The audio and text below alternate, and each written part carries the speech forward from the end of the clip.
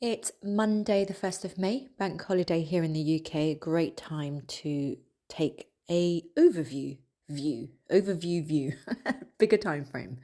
So I wanted to show you this really interesting monthly chart on the FTSE 100, a different chart because it looks better on the IG platform, is the Bolllinger band. Now you can see on the monthly Bolllinger band, it generally rotates between the top and the bottom, bottom and the top, top and the bottom, always passing the median line at some point, apart from the pandemic. I mean, this is going back to 2009. It's always really pretty much stayed in between these two bands. And we're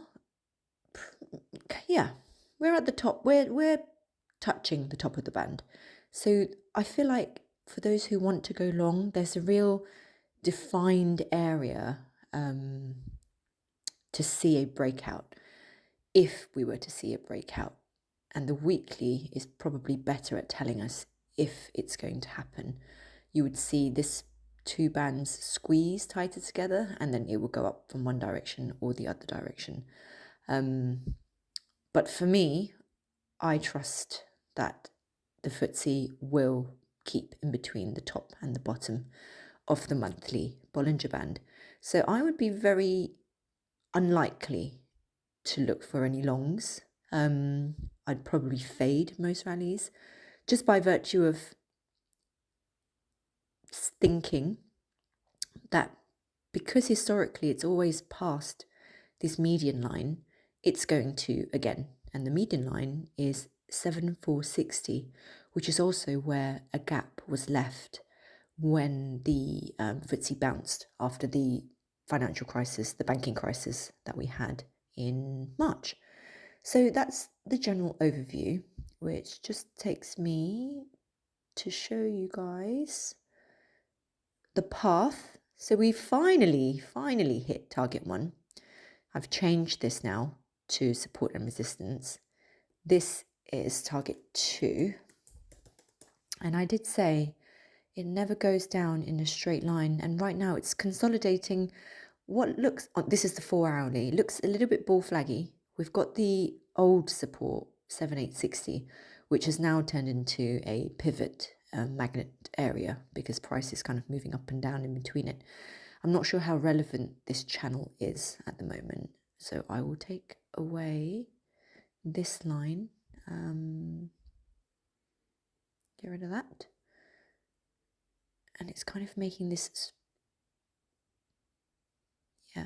kind of strange pattern.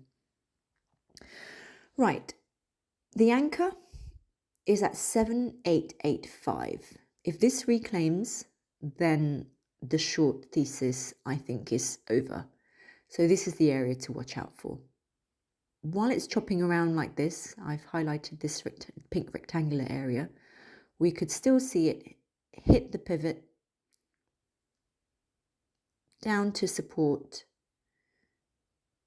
breakdown support, retest support, which is then resistance, and finally get us to target 2, which I've been watching for a very long time. It is the 4-hour 200 MA area. So that's the path I see this happening. How long it takes, I don't know, because the market does what it does when it wants to do it. It's the path that I feel that's most likely to happen until we can reclaim this 7885. So you can see price has been pinned underneath the 1-hour 200 MA, and it's not been able to break above it. It tried to here on the 26th of April and couldn't do it, and it's been kind of chopping around underneath it ever since. So watch out for these two areas, 7885 and the 1-hour 200 MA, which is right at 7881. Anything above it pretty much invalidates this scenario, and we could probably see all-time high again. And that's it for me.